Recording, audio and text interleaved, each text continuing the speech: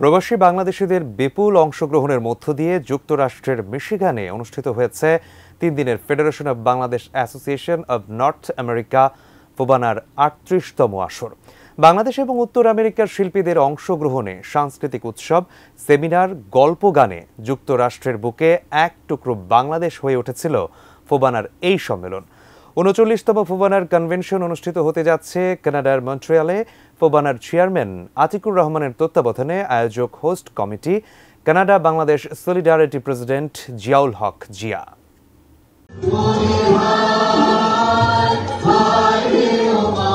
মোদের গর্ব মোদের দেশ, হৃদয়ে বাংলাদেশ, এই স্লোগানে 30 আগস্ট সন্ধ্যায় যুক্তরাষ্ট্রের মিশিগান রাজ্যের সাউথফিল্ডের হিলটন গার্ডেন ইন হোটেলে পর্দা ওঠে 3 দিনের federation of Bangladesh association of North America ফোবানার 38তম আসরের।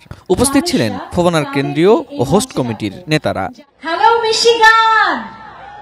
উদ্বোধনী অনুষ্ঠানে ছিল সাংস্কৃতিক পর্ব ও গালা ডিনার। বক্তব্য রাখেন ফোবানার চেয়ারম্যান আতিকুর রহমান এবং এক্সিকিউটিভ সেক্রেটারি ডক্টর রফিক খান।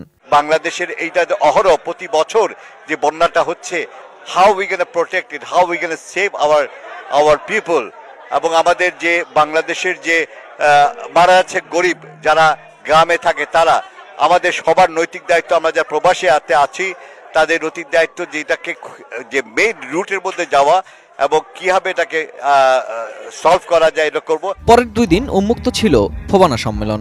বাংলাদেশের জনপ্রিয় শিল্পীদের গানে মেতে ওঠেন হাজার হাজার প্রবাসী বাংলাদেশি।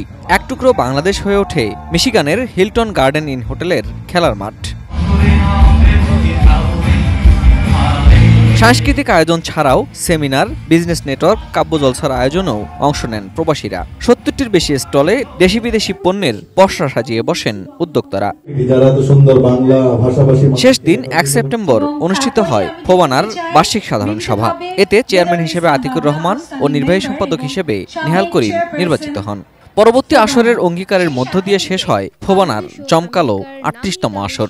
এই মানুষগুলোর পরিশ্রমেই আমাদের এই এত চমৎকার আলো ঝলমলে বর্ণাঢ্য আয়োজন। Ferdous Rahman, ATN news.